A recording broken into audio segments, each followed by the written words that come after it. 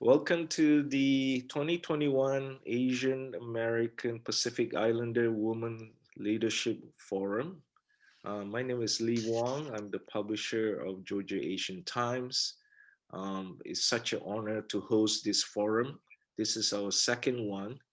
The first one was held in 2019. Unfortunately, last year, due to the pandemic, we have to cancel and reschedule because at the time, the Zoom technology was still up in the air, so to speak. But I'm glad we are able to reconnect and host this forum for all the women leaders in Metro Atlanta and Georgia. And it's also my distinguished pleasure to have Victoria Hyun, who is very instrumental in leading Center for Pacific Asian American Community Services, CPACS, widely known, in her work and in her activism. And she will be moderating the session this morning. And thank you, Victoria, for taking time out of your busy schedule to do this. And also, we have gone through so much in the past 5 months, especially with all this pandemic and the past few weeks because of the Metro Atlanta shootings. I would like to take a moment of silence to pay respect to the victims and to the families who are affected by this tragic incident. So please, everybody, in your own way, um, just a moment of silence for about 15 seconds, and we will continue with this session.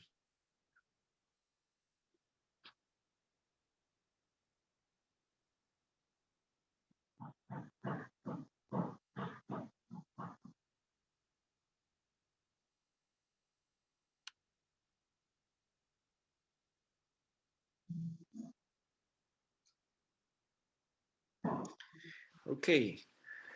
Um, I would like to briefly thank each of our guest speakers, our forum speakers this morning. Each of you carry a very unique um, background and life lessons that can be shared with all the young women and leaders in Metro Atlanta and Georgia. So I will hand over my platform to Victoria to moderate this morning. Victoria, Yeah, good please. morning, everyone. Thank you so much for joining today. Thank you, Mr. Lee Wong with the Georgia Asian Times and for hosting this 2021 Georgia Asian Times API Women Leadership Forum. Again, my name is Victoria Nguyen. I serve as the Senior Vice President at the Center for Pan-Asian Community Services, an agency that has served the Asian American Pacific Islander communities for some time, over 40 years, in providing capacity, advocacy, community health, and social services for the past 40 years. Thank you, Mr. Wong, for asking me to be the moderator today for today's call and webinar. I wish that we had an opportunity to meet in person and hope that in the next year we'd be able to host this conversation again, but in person. But before we get to the program today, I just again want to acknowledge how many of us are showing up to this conversation, right? As panelists, as the audience, as moderator, as hosts, as community members, with heavy hearts, right? With a lot of concern, some fears of the increasing crimes in our Asian American community, especially with the recent violence against Asian American women, 6 Asian American women, 8 community members, just on March 16th, not so long ago. I just wanted to say that we recognize that. We want to acknowledge the pain that our communities are going through, and understand that many of you are showing up with that on your hearts today on this forum. But thank you to Georgia Asian Times, for hosting and having these efforts to uplift Asian American community members as well as women in our community so that we can continue to acknowledge all of the contributions of incredible Asian American women in this space, Asian in this space. So today we'll have chats about our linear, nonlinear career paths, our challenges as Asian American women and leaders, and how these women have impacted the fields and the communities that they serve or they work within. And we'll save the questions for all of the panelists towards the end. We ask that you share your questions as they come up in the chat box. I'll be glad to read the chat and make sure that I uplift the questions that you may have for our incredible speakers today. And please do interact with us. If our speakers say something that resonates with you, please do interact with us in the chat box. I'm sure our speakers would love to hear that. But without further ado, I would love to make sure that we give time for our speakers to share who they are, their affiliations and their backgrounds. Today we have 4 incredible Asian American women in the space. Some of you probably have already seen them, at work or in their communities doing this work or at events. And I'm just so lucky to be able to have this conversation with them today and, ask questions of their journey and to hear how their success and their journey success is looking like. And then we'll end with some advice that they may have for the next generation of leaders or those who are starting their careers in those fields. And so first, I would like to introduce Masae Okura. Miss Masae Okura, she's with Taylor in English, and she's a partner. And I was just so excited to get a chance to speak with her about her journey, and we'll then pass it to Miss Okura to share a little bit about your title, affiliations, and your background. Okay, well, thank you for inviting me to this panelist discussion. And I do not consider myself as a leader role. So I called Victoria before this session that, hey, I don't consider myself a leader. Like, what should I talk about? And then she told me that, well, if you can share your experience, like how you got here, and then people that may be okay. So, and then I felt a little bit comfortable about talking about myself. So first of all, I'm a partner at Taylor English Duma. It's a law firm, full service law firm. I'm with the labor and employment practice group, and I mainly practice immigration and business in general.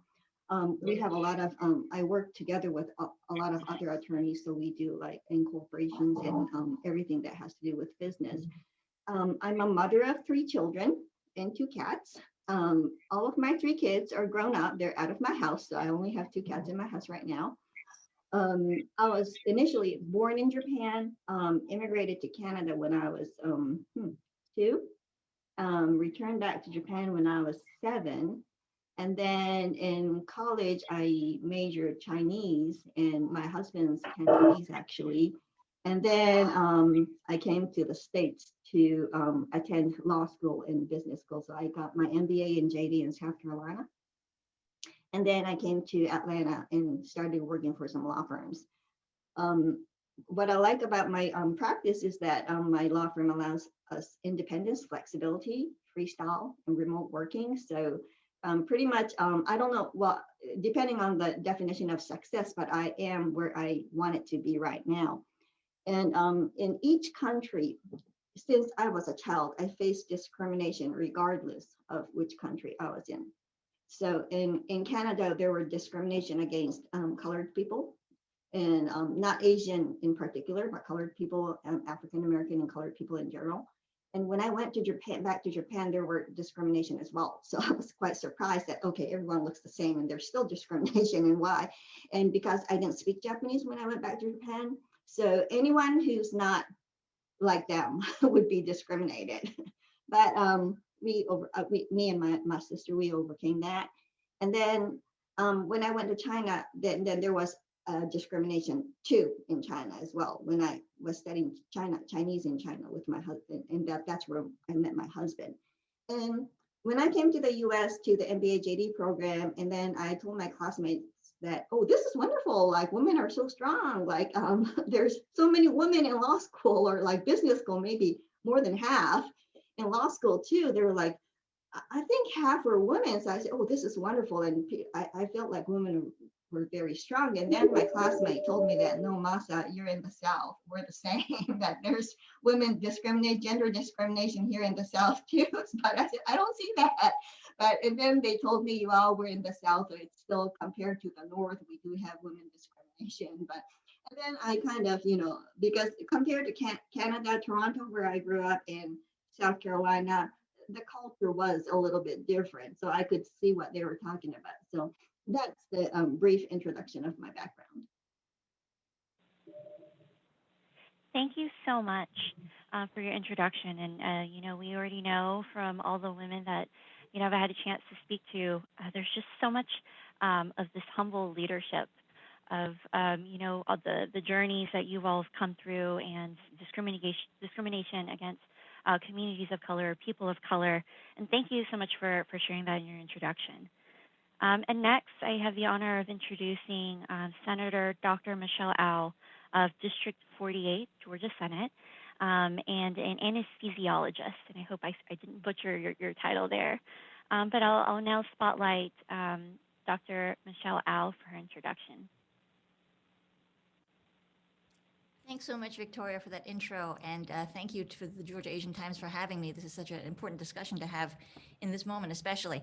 So my name is Dr. Michelle Au. As Victoria noted, I am a physician here in Metro Atlanta, and I'm also a Georgia State Senator for District 48, which encompasses a wide swath of North Fulton and Gwinnett counties. And of note, my district, in particular, District 48, has the highest percentage of Asian American Pacific Islander in the state of Georgia. I think as of the 2010 census, which was, as we know, more than 10 years ago, it was more than 24% AAPI in my district. So this is a very important conversation for me to have in particular. So Victoria, I appreciate you mentioning in your intro also about the linearity or non-linearity of our life paths and our choices, because I think about that often when I go over some of my background.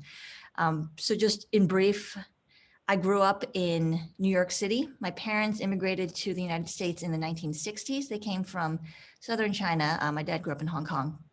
And they came here for college. That's probably a pretty common story that many of us have sort of in my generation of parents immigrating here for education. They graduated from college, went to medical school, which is where they met, and stayed in New York, which is where they went to medical school. And I grew up there with me and my two sisters, one of whom still lives in New York. I ended up going to Wellesley College, which is in Massachusetts, just outside of Boston. Some of you might have heard it. And I only mention it because Wellesley is a women's college, which was, I didn't apply to any other women's colleges. That was the only one I really wanted to go to in the mix. But I do have to note, because of this event being for and about Asian women and women leaders, the importance of being in an environment like Wellesley or like any other environment where the things of what you see and the examples of leadership you see are women, right? And I think that we often forget how skewed that is in regular life. So to be in an enriched pool of people for just 4 years, where every single leader was a woman, the chairman of every single department was a woman, the professor of my physics class was a woman. These are the types of things that are subtle but important to see, because I think it takes that type of modeling to sort of break down some of the walls in your own mind of what is and what isn't possible for you, right? It's not an explicit lesson, but it's just important to have those examples in your life. So after Wellesley, I graduated. I went to medical school, because that's how you become a doctor. I went to Columbia University back in New York, which is where I wanted to be. Stayed on there for medical school, and I did 2 residencies there, first in pediatrics, and then I switched over to anesthesiology, from which I graduated with a residency degree in 2008. Then I moved to Georgia in 2008. I thought just temporarily, because my husband was going to be doing a fellowship at Emory in his field. So we thought, we'll just come for 2 years and then we'll move back to New York. Obviously, that didn't end up happening, because it's almost 13 years later and we're still here, because that's sort of what happens in life, right? Is you make a plan, but then you go somewhere and you make friends, you have a job that you love, and you set down roots. And then the next thing you know, you look up and it's more than a decade later, and you realize that this is your new home, and the people that you met here are your family. So in terms of the other things that I've done that are maybe not quite as linear as what I've described, shortly after residency finished, I did write a book It's a medical memoir. It's not what I set out to do, but I had a book agent approach me because I did a lot of writing online about the experience of being a doctor in training and particularly having a kid while I was in residency training, which was at the time sort of an unusual proposition. And she said, you should write a book about this. So I said, okay, if you help me sell it, that would be good. So I point that out again to point to the importance of having examples of women doing things in a public way, because oftentimes we need to see these examples to know that it's possible for ourselves too. So especially for examples for women having children, starting families during a very sort of stressful point in training, I've heard from a lot of people that it was important to hear those examples and just to hear those stories for themselves, to just know that they are not going through these same struggles alone. In terms of the politics, I decided to run for office probably in 2019. It was not something I had planned to set out to do because, you know, I like my job, I like being a doctor, but I think you hit a point in your career where you think, you know, I can do this. I could probably take on a little bit more. How can I expand my role, and how can I do a little bit more good with my life and with my training? So I decided to get a public health degree. That was my first initial thought. And then after you get a public health degree, you realize that the way to apply your expertise and knowledge with public health is to go into the legislative and patient advocacy sphere to do more community health-based work, not necessarily clinical work, but just how do we facilitate patients and people in our community having easier access to quality healthcare. So that's how Victoria and I have talked in the past before this forum about these sorts of issues and breaking down barriers to care. And in that path, you realize, oh, maybe I should run for office and I could help in a more upstream way with getting people better healthcare. So that's the very long rambling answer of how I got to where I am now, but I'd love to hear from the other panelists and hear their stories. Thank you, Senator, for kind of walking through, you know, your immigrant, you know, story, history, and kind of walking through the journey of how you work through even the challenges of family and work, and also, you know, your journey of how you landed in wanting to run for office. And so thank you for all of your service. And so before we get into all the questions, we have two additional incredible speakers that I also want to introduce. We have Ms. Pabs Raghava, and she is the founder and CEO of the Travels and Limited LLC company. And I'll now spotlight her. And please introduce yourself. Good morning, everybody, and thank you for having me on this incredible panel. You know, thanks to GAT and thanks to Victoria, and thanks to be on this honorable panelists, you know, including the Senator for Georgia.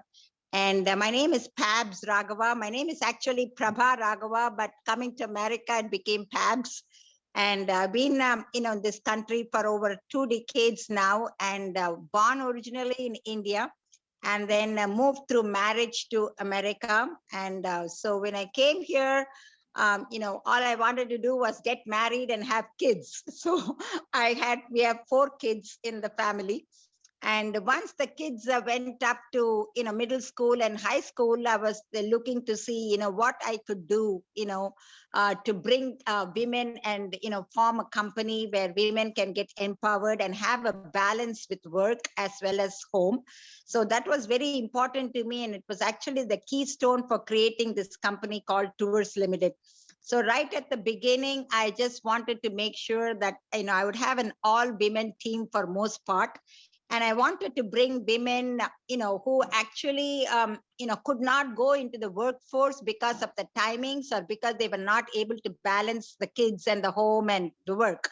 So when I started the company, I wanted to have a timings between 9:30 to 2:30 or 3 o'clock, and after which they could go home and be with the kids and continue to work.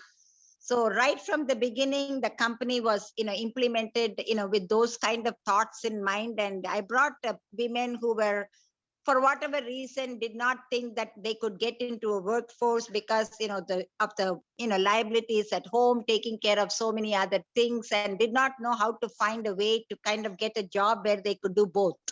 So, when they came in, many of them actually, almost 100% of them were not in the travel field at all.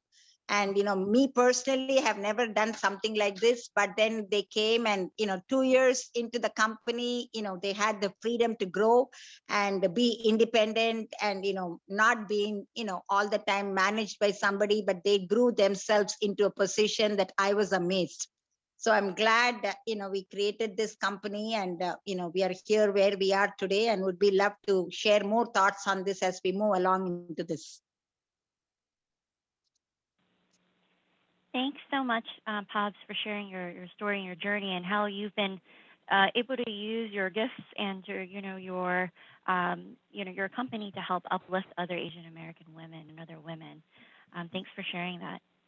Last but not least, I'm going to introduce Stephanie Cho, Asian Americans Advancing Justice Executive Director. And we're excited to have you, and I'll go ahead and spotlight you for an introduction. Hi, thank you so much for having us. Victoria, thank you so much for moderating. I know it's been a tough couple of weeks, so I really appreciate everybody.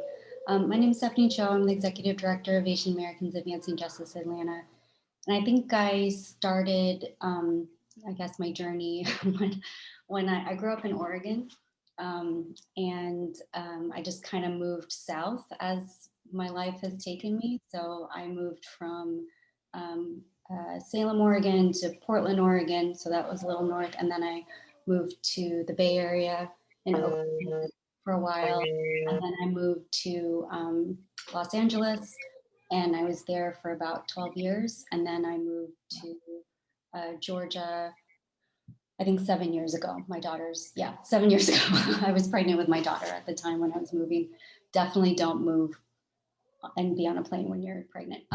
So I think my journey really started when I saw sort of major injustices that were happening towards Asian Americans when I was really young. I'm adopted, and so my parents, adoptive parents, are white.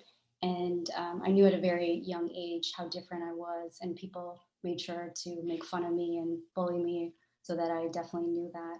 And then because my home was a really bad home situation, I was in a very abusive situation at home. I left home when I was 17, and I never went back. And it was honestly the best decision that I ever made for myself and my sort of self-determination, even as a young person, because I knew that what was happening to me was not right. And I think given all of those sort of experiences as a young person, and then trying to find my way in the world, figuring out what that meant in terms of my own identity as an Asian American woman, what that meant to me as being an adoptee, what it meant to me because I later came out as well, and what that sort of identity looked like, because I didn't actually have any role models to sort of look up to, because there were very few people that I knew that were in my situation. And so finding my way in the world, it was really important to find community with other Asian American women that really shared a lot of the same views as I did. And luckily, along the way, I've really made some really great connections and good friends. And I think another turning point really in my sort of leadership and coming along was really having my child. I think was such a huge point for me. It was life-changing, and it was like actually the happiest day of my life. And it really changed sort of the way that I thought about work, the way that I wanted to do work too, because I think about her a lot, and sort of like, what kind of world do I want to see for her moving along? And so, I want her to have also some role models that, I didn't have growing up. And I think, seeing so many people, particularly on this panel, is like really inspiring to me to see that. And it's nice to see that there's so many people in so many different fields, sort of trailblazing that way. And my hope for her and my daughter is really that she won't have to be the trailblazer. It's going to be the norm for her, that she's going to have like a supportive, sort of process in it, and it won't be such a fight. And that would actually be the world I would want to see for her. Thank you, Stephanie, for sharing, your your history, and I think that future that you are working to build, for your daughter and for our communities. And I don't know about you all, but I know it's only been a few minutes, and I just want to know more, right? I want to learn more. I want to ask questions. So I just want to remind everyone, please feel free to ask the questions in the chat box there. But we're going to take you into the kind of the questions for the speakers. And with everything that's been happening right now in our communities, with what you've heard, issues of violence in our Asian American community or discrimination that we have all, experience in Georgia or in our work or, prior to arriving here in Georgia, I wanted to ask the speakers, what do you think is currently the biggest challenge for Asian American women leaders? How are you getting support, and how are you supporting others at this time? And I'll keep it open, and feel free to unmute, and I'll go ahead and spotlight you at that time. I'll start, Victoria. I think you asked what are the biggest challenge that Asian women leaders are facing in this moment. I think in terms of assuming leadership or stepping into leadership roles, especially when it's sort of contingent on someone else's acceptance or nomination of us for those types of roles. I think that my experience personally is that a lot of people don't think of people who look like me and look like us as leaders. They don't think of us as leadership material.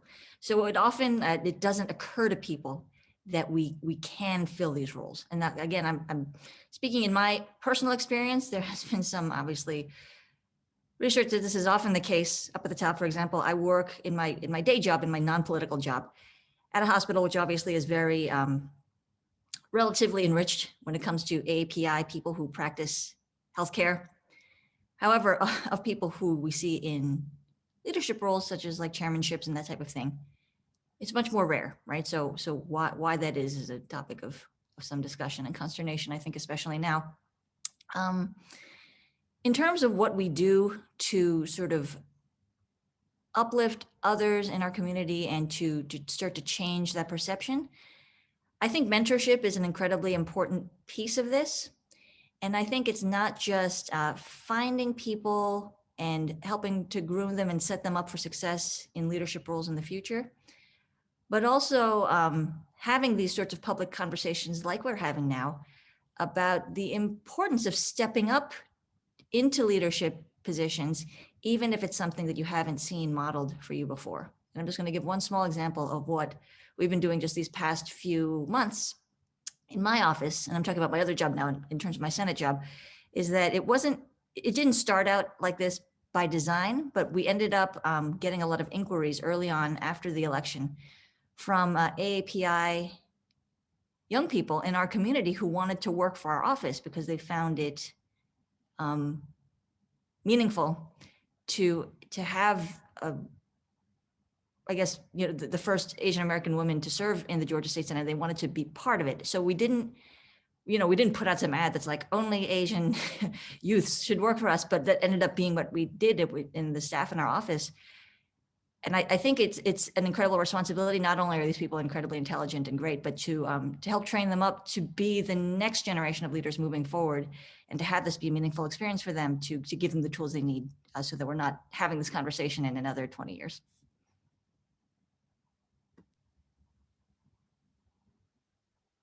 Yeah, I can share a little bit, coming from the perspective of how we built, this company.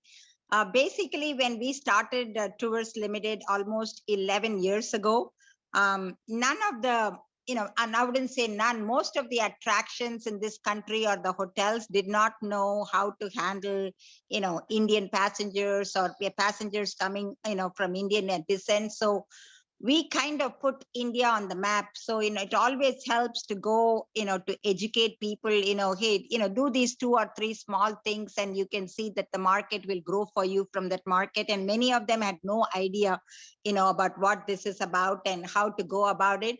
So sometimes it is good to go from a position of strength, to show, hey, we have this, we have this market. This is what you need to do if you want to work with us. And soon we saw, many doors opening for us and people coming to see, embrace this market. So it's important sometimes, I think, to get our thought process right, to say, how we can mutually benefit with each other and how we can help each other, in whatever industry we are. So maybe it's out of ignorance that, we don't get the importance we need. So it is, to sometimes helpful to educate people where we are coming from and who we are and what we are, and to make them see, many more opportunities in this. So that is how I think, we as a team of women, led this, and to become something, we took it up on our shoulders to say, this is what we will do. Educate, open people's eyes to see what you are missing for so many years. So I think adjusting our thought process to do that is also very important. Thank you. I think for us, most of our staff are younger Asian American women. Mostly also our staff is heavily queer as well. And I think it's giving them the opportunity to be able to be in these spaces and be included, but for them also to have and find their own voice and what that looks like, and to advocate for that, and to give them also the platform that it doesn't need to just be from the executive director, like it can be from the staff, at any level, really to take on those roles. And I think the support in that is also being able to be what I think Pabs is saying is like a good employer, like provide healthcare benefits for folks. Be able to have time off, family leave, etc. Take breaks. We just obviously, Senator Michelle knows that we just finished session, so giving folks time off right after session. So I think being able to be flexible about that, listen to staff, see where it is that they want. Also, welcome people to challenge you and challenge your own leadership, because that's actually how you grow, and same with them as well.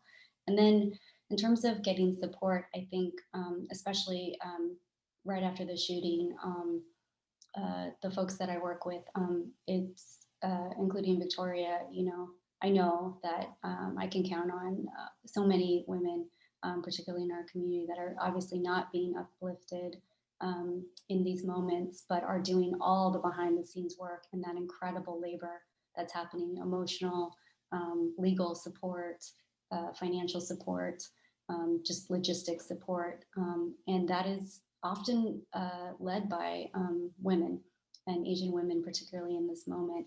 And so I appreciate that so much. And I think it is, not everybody wants to be the front person, and but they really enjoy the work and they want to be a part of it. And I think uplifting and appreciating those folks is the way to support each other too, because sometimes it's not about pay necessarily or money even, it's that you appreciate someone. That's what people remember, that you show up for them. That's what you remember. And that feeling of it is so important, especially right now.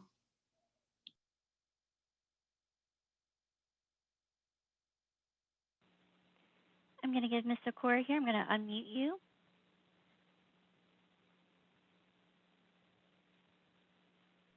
Hello? Can you hear Yes. me? Okay, I'll just like to share the kind of discrimination that I've been through. And I think a lot of people have no idea like how it's like to be raised, go through work in a country where it's really, really men dominated. So up till education, college, so we were treated equally in Japan. So I didn't even think there were gender discrimination in the education field.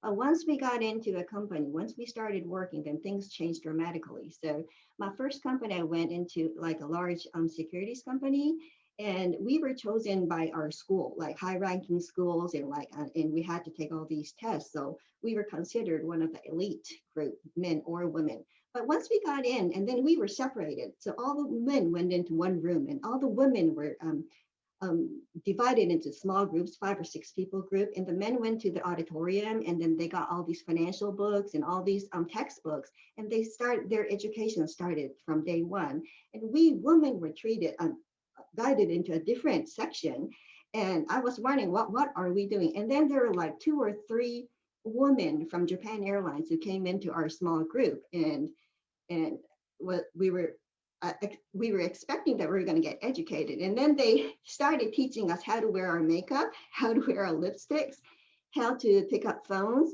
and how to talk to people politely on the phone. And after that, and we were taught how to serve tea to a group of meetings. And then we were escorted outside of the room. And then they asked us to walk in a straight line. And I never knew that walking on a straight line was that difficult. I was horrible at that. But you have to walk in a straight line graciously. I sucked at it. And then they taught us how to escort people into the elevator or escalator. And that was our education as a woman who got educated from a 4-year college. So that was a shock to me. So that was my first really gender discrimination that I faced. And when we started working, so I was shocked to see the senior woman who graduated from the top university in Japan, high rank. She was serving tea every morning. You go to the office, you have to clean everyone's desk and you have to serve tea. And some of the girls were actually loving that job, especially those from community colleges. They were good at it. So a group of 50 people, they knew who wanted how many sugar, how many what non-sugar or sugar or black, and they were just loving that job. Just you serving coffee to everyone in the group. But people like us who came from 4-year college thought we were equal to men. We were really, really disappointed, and we were the rebellious ones. And we were like, yeah, you go get your coffee by yourself. Like, why do we have to do it? But and I even proposed to get a coffee maker in the office so that everyone who wants coffee could get their own. And my proposal was rejected. It was ridiculous. So it didn't work out. But that was my first experience. And then my second job was at my hometown. I got married. So it was like a company agenda that once you get married, then you have to quit your job because you're going to be a housewife. So I got married. I went back to my hometown and I worked for a manufacturing company. People were nice, but gender discrimination was already given. And then their policy was that they didn't consider women as a workforce. They only considered women as an assistant. So once women got married or had kids, they had to change into part-time positions. But when I was looking at all the work, then all the major works were done by women. There were so many competent women, capable women. And the men, some of the men were just sitting there as a manager because of the seniority. So I was always thinking, if I were the president, I would make this woman the manager and I would get rid of this man. And I was always thinking in my mind, this is wrong. Like the competent people are being assistants and the non-competent people are sitting as managers, and just because of their gender. And that was my experience in Japan. So when I came to the States, and I thought like everything was like very good. Like I didn't really see the gender discrimination that I experienced back in my home country. But right now I practice immigration, and most of my clients are Japanese companies in the US, and there's like more than 600 Japanese companies in Georgia alone. But I practice nationwide, so my clients are all over the States and all over the world. But when I started, I was still in my 40s, maybe late 30s. When I started, I would get a call from a potential client saying that, oh, I want to speak with Okura. I said, okay, yeah, this is Okura. And then this woman, it's an older woman. She said, no, I want to speak with attorney Okura. So I said, oh, this is attorney Okura. And then she says, oh, you're a woman. So I said, yes, I'm a woman. So in their mind, attorneys have to be men. And women, whoever picks up the phone is an assistant. So that was the general idea of the woman in those days. By now, I think there's more women attorneys in Georgia as well. In the Japanese community. So they're used to the idea that women could be attorneys. But that was the experience I had even after coming to the US. And that's among the Asian community. But within the law firm, American law firm, what I felt was invisible discrimination, not very apparent. It could be racial discrimination. It could be gender discrimination.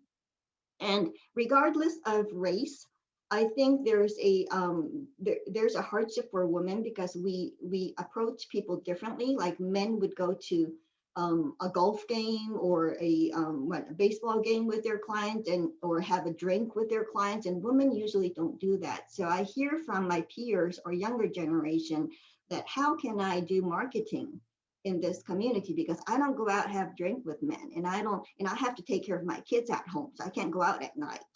Or like and I don't talk about sports. I don't understand sports. And I hear this from other partners, women partners as well. So there's different gender related ways to approach your clients. But I advise to my peers or other business or younger people that use your womanhood as an advantage. Don't take it as a disadvantage. And the I told one of my not the in the legal field, but my friends that if things are going to get better as you get older, because in the Asian community there is a thing called seniority. So even if you're a woman, as you age, people are going to pay respect to you. And I'm not sure that that applies to every Asian community, but especially in my community, that is very, very true. So once you reach a certain age and people start paying respect to you just because of your age, regardless of your gender.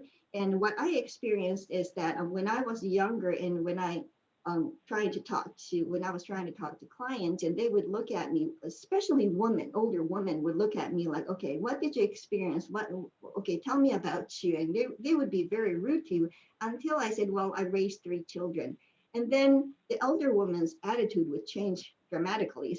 And I didn't understand that time. And then they said, oh, you raised children. Oh, you experienced everything in life. And then all of a sudden they become nice to me.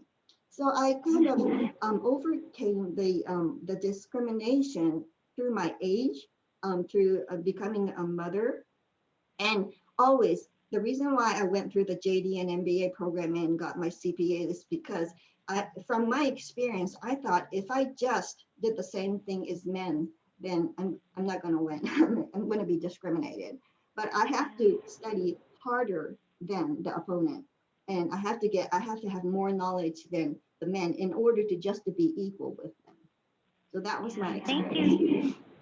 Thank you so much for sharing that. And I think many of our speakers have really kind of touched on a lot of the challenges that Asian American leaders, women face here, in our roles, our respective roles, sectors, and positions that we sit in. And some of the themes that I heard was, there's maybe not a lot of mentorships. We need to do more mentorships, right? That we may need to step in positions where we don't have kind of someone already there, paving the way for us.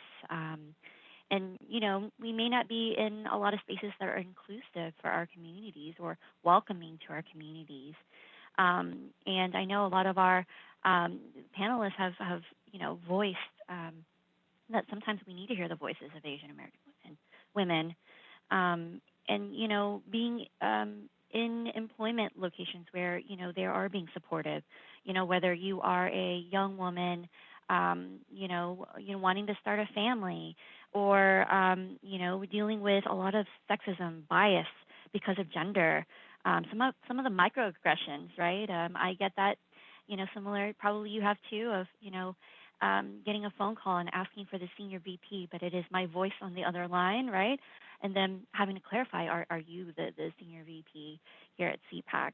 And, the seniority, I think there's a lot of cultural pieces at play that we're also having to face, as we're interacting with those at our office, in our communities, in the work that we do. So my next question, to everyone is, okay, we've identified these challenges, and I know some of you have kind of talked about how we can overcome, right? How can we, as leaders in our own fields and sectors, what is it that we can do? What can the audience do, right, to address some of the roadblocks that we are experiencing, we have experienced, and maybe how do we combat the race-related discrimination that we see in the spaces that we work in? Yeah, Maybe, sure. Go ahead, please. Yeah, go ahead. You can.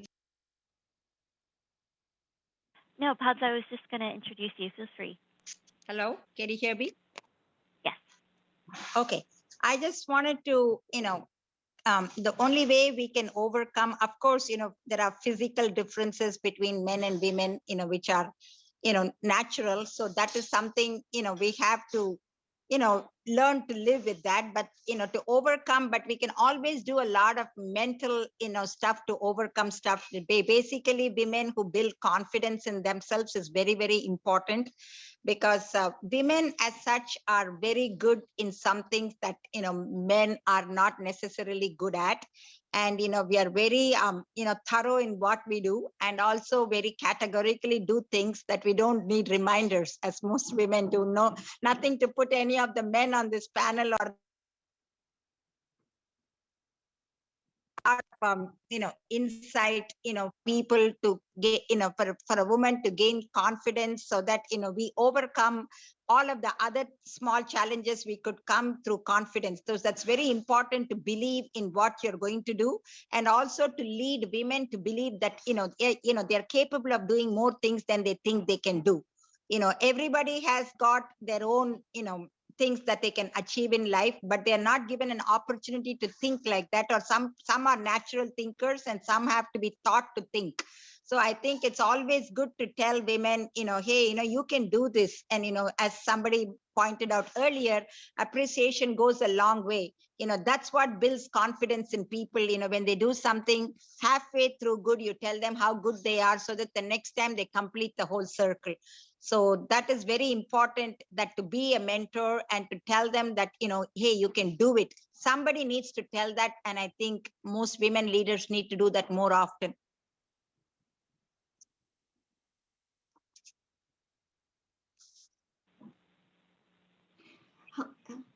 Hello, I agree with Prabha, and I didn't have a mentor when I was going through everything. So I went from the worst situation, and I had to kind of figure out the way to climb up the ladder. And Buddhism I am a Buddhist, and that helped me a lot especially when I was away from my children, because in Japan, my husband's business went broke. So, and I had 3 children to raise. So, and I was pregnant with my 3rd child at that time. So it was like nightmare. It was the worst situation you could think of. So my husband went to China to start his own business. And I gave my 3 children to grandpa in China so that he could raise them while I was studying for the law exam for law school and everything. And I had to do everything. And that was the hardest time I had to go through, because if you're a mother, just think about it, staying away from 3 minor children, how that feels. It's like someone stabbing you in the back. So it was a really hard time for me to go through. But I always had this goal. Okay, I'm going to study hard, going to law school, and then I'm going to bring my children over. So I only had that hope. So nothing helped me. And but women, especially because being a mother figure, and you have children who have to raise, so we have double. It's not only work, and you have to take care of your children as well. So I can't talk about leaders in general, but in my practice, so what I try to do is I try to give flexibility to people as well. And I was lucky, because when I work, my boss gave me flexibility when my children were minor in the US in a law firm. So when they were having like medical issues, I have to go home right away. Like I go to work at 8 o'clock, and then 8:30, the school calls me that my daughter's crying, something's wrong. And then I have to take her to the doctor's office and everything. So I had to be flexible. I was lucky that I did have a boss who let me have a flexible schedule. And I tried to be flexible to whoever it will work to me as well. I went through that as well. I understand how hard it is being a mother and working at the same time. And being a mother or woman cannot be used as an excuse to not work hard. You have to put in more work than other people. You have to work like not the same amount. I would say work harder, twice as hard, 3 times as hard as other people in order to get the flexibility or freedom. You can't just sit down and say someone's going to do something for me. And no, that's not the right attitude. You have to really, because I from my experience, I think discrimination is not going to go away. There's going to be discrimination everywhere. And I think the lawmakers and the government could help us to alleviate that discrimination to a certain point, but the real discrimination inside people's heart, that's not going to go away. So I would encourage everyone to work harder than your opponent, opposing sex. And some of my friends have established a women's group in their community so that women could meet and talk about their issues, work related, private, or anything, because most of the organizations are meant for men for some reason.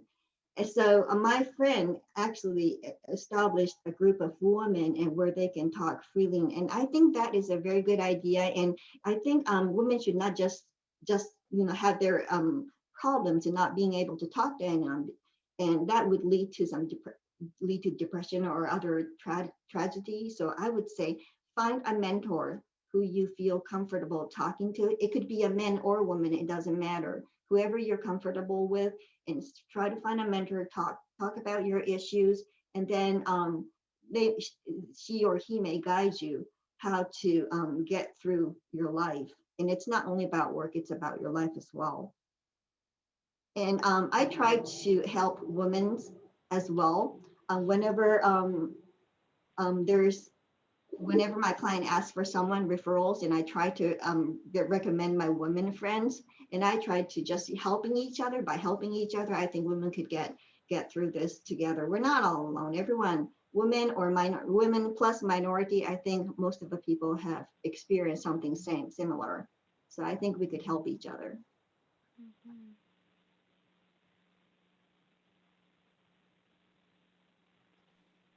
I think in working in advocacy work, there's a lot of misogyny, obviously, and both in when dealing with white men, but also men of color, and inside the Asian American community as well. And so, and I think people have talked about that a lot actually on this panel already. So I think combating it is difficult and hard to navigate sometimes, but I try to be really clear about what I don't stand for or what I'm not about. And I think I'm sure most of the women on this panel have had to do that at different times. And I think, especially when I look at younger generations too, is that they're sort of challenging this notion of hustle culture and sort of like the concept of doing it all, because the labor of that is still labor, right? It's dependent on other people. And so, I look at it too in my sort of situation, and with these, with the way that feminism could evolve into more, which I think it is in some ways, is that, feminism should be more about caring for each other, which it feels like it's morphing into, instead of it being as maybe what people thought of it as sort of like individualistic kind of situations. Yes, all of us are tough. Yes, all of us are strong. Yes, all of us, quote unquote, made it, right, in that one way. But there is this, other part of the privilege that goes along with it, right? There were some kinds of privileges that enabled us to get to a certain place.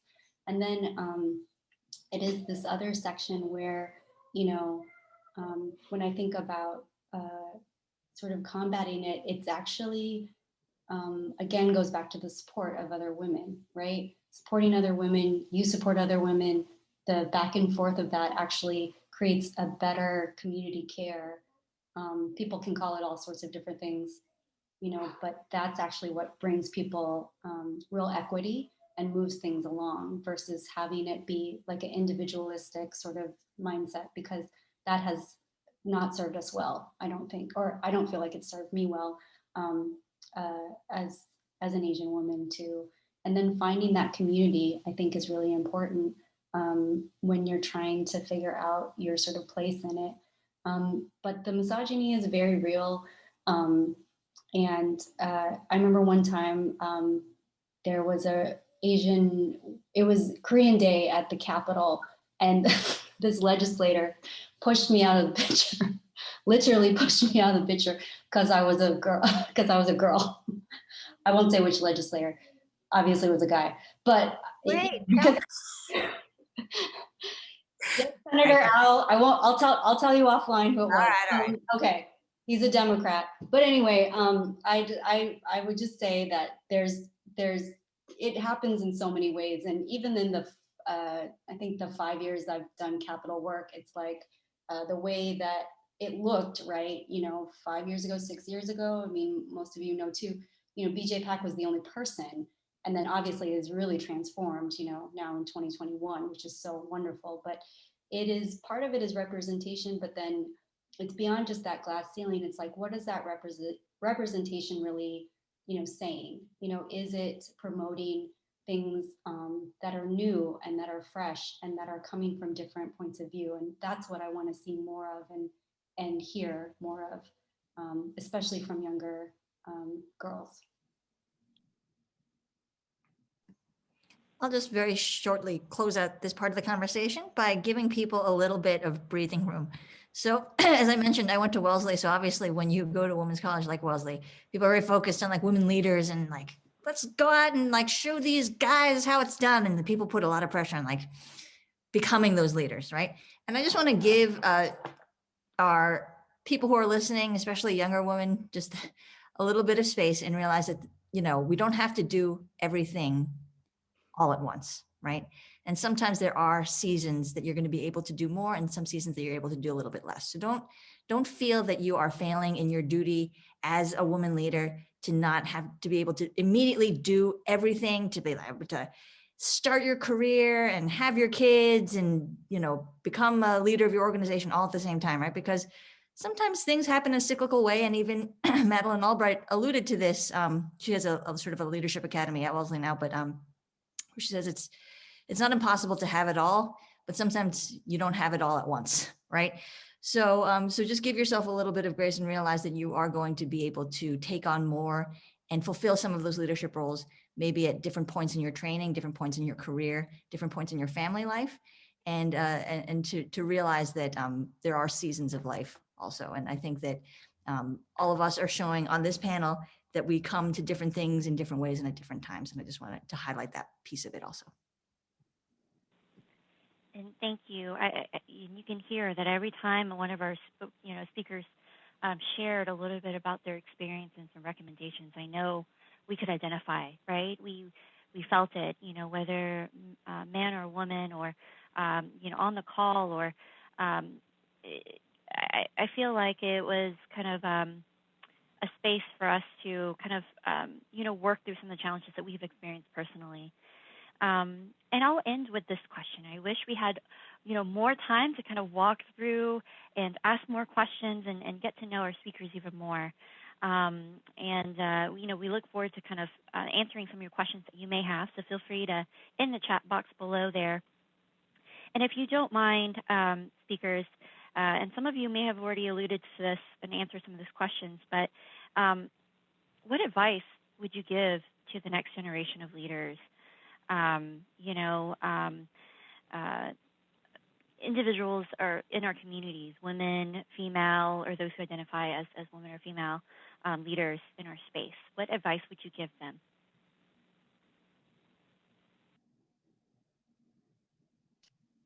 Yeah, my best advice would be, whatever we do, we got to be, extremely straightforward and honest in what we do, because that goes a long way. When I built the team for the company, I really did not look for anything else, but I just wanted to see, how can I work with them honestly? Everything else you can teach somebody. And, women are quite, adaptive and they will pick up things very quickly. But honesty is something, someone has or they don't have. So it's very difficult to install that in somebody. So I think, as women of the future generation, stay strong in what you believe. And, always, help, people, to fix, you always help to fix somebody else's crown, as they say, because it's very important that with teamwork, we can achieve a whole lot more than what we can do by ourselves. So it's important to bring on, good people with you, and, who believe in the same cause and the same, depth of passion you have for that cause, so that together you can build a better tomorrow. So that's very important, to believe in yourself and also believe in the people you bring along with you, so that, they can grow to a new space altogether.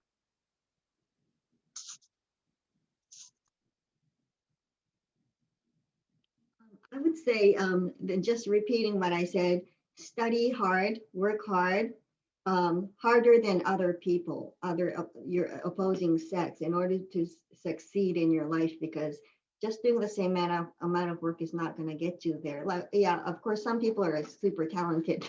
You don't have to study that much, but in general, yes, study harder than your opposing sex in order to be even to be equal, and always be nice to others. Like, the karma would come back to you. That's what I believe in. And network, have good business relationship with other people. For my practice too, there's a lot of women in other business industry that helped me advertise my business. Like, especially when I had younger kids, I wasn't able to go out and I just had to come home right away. But people around me, actually, many women helped me advertise my business for me without me asking. So I think those kind of help, that, like, me not asking, just people around me help build my business for me. And I want to do the same to other people as well. And I like to help other people succeed as well. And try to find a mentor. There were some tragic incidents in the past, so don't get depressed. If you're like in a situation where your work is not working well or your personal life is not working well, try to get a mentor. Talk to someone. Don't just keep it within yourself. Talk to someone. There's a way out. That's my. I'm going to say one thing for some of our younger women who are listening is realize it's okay to make mistakes and realize it's okay to fail. I say this as someone who has made many mistakes in her life and has failed many times. And I think that becoming comfortable with that is the way to become comfortable saying yes to more things and being more open to new opportunities, even if they seem a little bit out of your reach or if they feel uncomfortable in the moment. Because I think that's the key to finding roles and ways to be a leader, is saying yes to opportunities. So not being afraid to take on something that might be too big and realizing, yeah, I might not be great at this, but let's just give it a shot is something that I want to emphasize.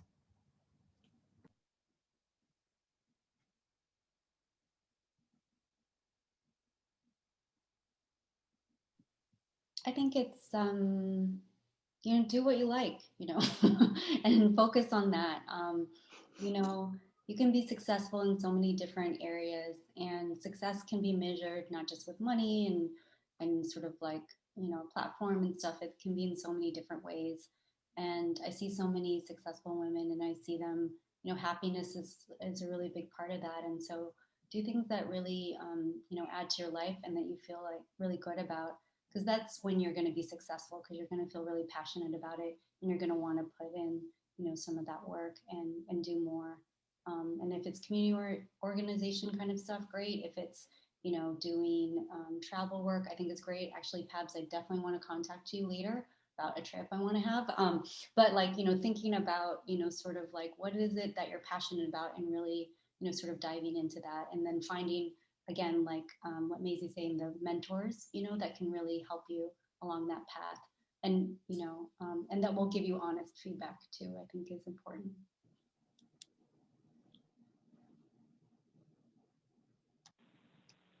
Okay, and I'm just going to give the speakers an additional, few seconds there in case there were other thoughts that you may have with additional advice that you would like to share for those, next generation of leaders that would come right behind us. Okay. And I'll remind the audience, thank you so much for, joining us today and listening to these incredible women leaders in our communities. We have an option to provide questions here in the chat box right below on your Zoom function there. Feel free to add any questions that you may have. And I'll give everyone maybe a few seconds to add any questions. But in the meantime, I'll take moderator's privilege here and I know this is kind of a little off script, but similar and related. Just looking back in your journey and in your life, and it was all sometimes you don't plan for things and things shift for you. What advice would you give yourself, right? As a person who knows now what you had to go and endure through. What advice would you give yourself, right? Looking at your 18-year-old self, what kind of advice would you give?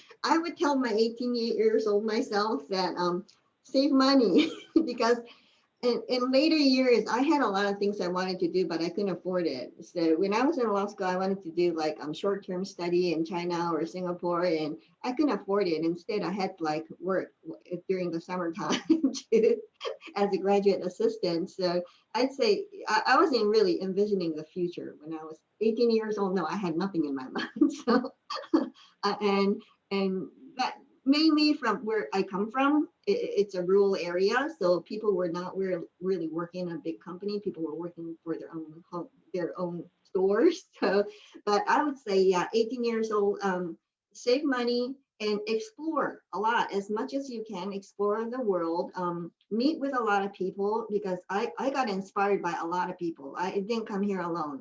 Whoever, it's like a game. My life was like a game.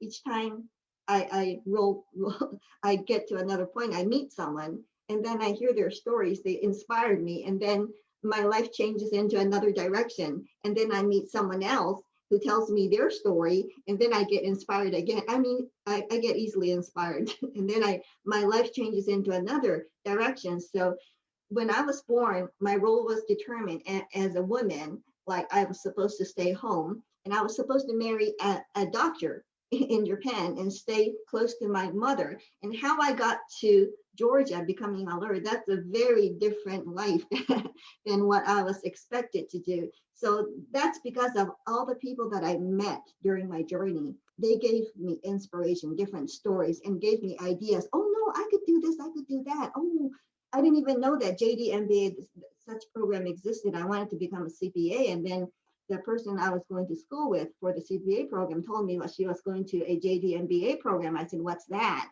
And then she told me about this JD CPA lawyer, and then that inspired me too. So each person inspired me. So I'd say go out, explore the world, go out of the country, or yeah, and meet with a lot of people and listen to their stories, and that may give you inspiration. Yeah, my advice would be to, to think, that you can do some stuff even when you're younger. It's very important. If I was to go back in time, I probably would have started, something like this. Maybe I could have started it 15 years earlier than what I did. And the reason is, when at that time, you really don't think that you are capable of doing something. But I think to get that thought in as early as you can it's important, because you can do it.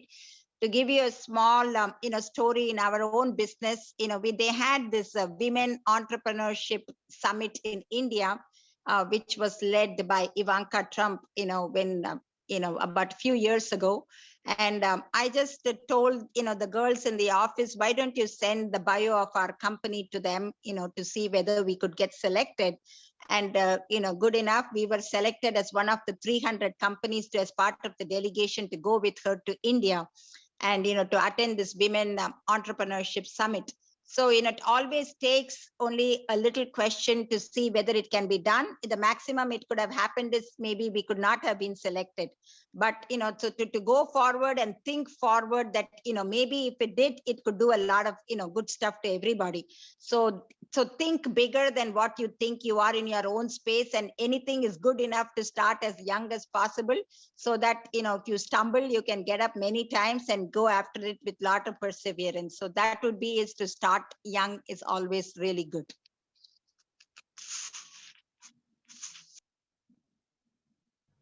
I think one thing I'd say, and this is going to be very short, is don't go into your life thinking you know exactly what you're going to be doing.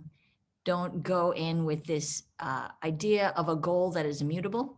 because I think that closes you off to a lot of opportunities, right? Allow for the chance to say yes to new things, and don't be afraid to veer off the path, even if you do have a very strong sense of what you want to be. Allow for the chance to do something else.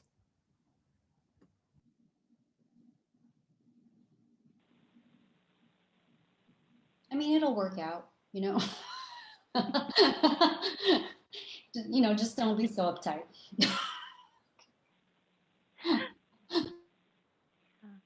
I love these very, genuine responses, right? Of what you would tell yourself at 18 years old. We do have one question in the chat, and it's kind of similar to some of the questions we have here. But what advice would you give to young AAPI women who grow up in this country, in America, maintaining the spirit of individualism and carrying the traditional Asian values? And I think it has that cultural spin to it. Who would like to answer this question? I understand that it may not be all of our speakers. I'm just going to go very quickly because I do have to hop off this call. So I apologize for having to hop off before everyone got a chance to answer all their questions. But I do want to talk about that cultural element a bit, because as a first generation, or what some people call second generation, my parents immigrated here. I was born in the States. Asian American woman, I do often feel that tension and that pull between the culture you were brought up with and the culture of the country in which you were born. And there's always that sort of balancing act of how to find that new identity that's different from your parents and different from what maybe some other American youth are living. And I think that what I would say in particular to those people, not just women, is realize that everyone's path is going to be different, and you are going to find that way to honor and celebrate and experience your own heritage and your own cultural differences in the setting that makes the most sense for you, and that this is the story of America, right? This is not something that's uniquely AAPI. This is not a situation that only we face, because America is a country of immigrants, and everyone is finding their own way and finding their way to add their culture and stuff into the story of this country. So I wouldn't think too hard about it. Like I said, sometimes I think because we're working so hard at carving out these spaces for ourselves in leadership, that we overanalyze these sorts of things. But just allow a little, relax a little bit and allow a little bit of grace, and realize that the cultural elements aren't something necessarily to tamp down or that create problems for us, but it brings a value to the conversations we have, and it brings a value to the spaces that we occupy. Mine is not an advice, but I've seen when my daughter was in middle school, in high school, I've seen some of her friends were organizing like Asian heritage, Asian American kids, middle school and high school students. Wonderful. I just have high hopes for these people, because I've seen some of her friends organizing a group to help orphans that were adopted by American parents. So the orphans are Asian. They look like Asian people, right? But their parents are white people. So they're losing their heritage. So what my daughter's friend did was that she was organizing a group to gather people to teach these orphans their Chinese culture. And my daughter plays the Chinese guzheng, which is like a heart, Chinese heart. So she was always called to help on to that as well. But I thought that was a wonderful leadership. I've seen a wonderful leadership in younger people, like middle school age people or high school people, and they would do that like periodically. It's totally volunteer based, so they would teach them kung fu or Chinese stories or music or dance and stuff like that. So I've seen very strong leadership in younger age Asian American people. And one of the, I don't know if she's here, but one of the audience, my friend's daughter, she just told me that she is in middle school and she just organized a women's group, which helps women to accomplish whatever they want to. I don't know the details of it, but I think she was one of our audience. But I think that is wonderful. That's a leadership in a younger age. So I have high hopes for our younger age generation. Yeah, thank you so much to all of our speakers, Georgia Asian Times, and all of our audience that are joining us, and all of those who are watching with the YouTube channel in the days to come. I've just been so inspired, as an Asian American woman in the space, and hearing your journeys, your challenges, your success, and how you've overcome, and to be where you are today. Thank you so much for sharing that story. your challenges have really inspired me, and I hope it will continue to inspire all the Asian American leaders that interact with you, that will see this recording, and just wanted to give thanks for all that you have to take care of, all that you have to do into building your community. And thank you to Georgia Asian Times for hosting these conversations, right, to ensure that Asian American women contributions are highlighted, spotlighted, and not forgotten. And before we go, I just wanted to give an opportunity for us to give thanks to, Stephanie Cho with Advancing Justice Atlanta, Pabs Raghava with the Travels Limited LLC, and Masae Okura with the Taylor and English Partner, and also Senator Dr. Michelle Au, who had to leave a little bit early. We just wanted to give you thanks, and just wanted to give my applause for all that you're doing.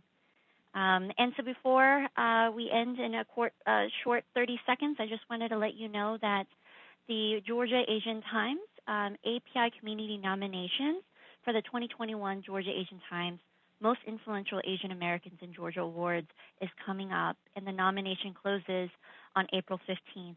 I know many of us have had the honor of being awarded, myself included, and just thank you for uplifting, and I hope that you'll be able to share your nominations before April 15th.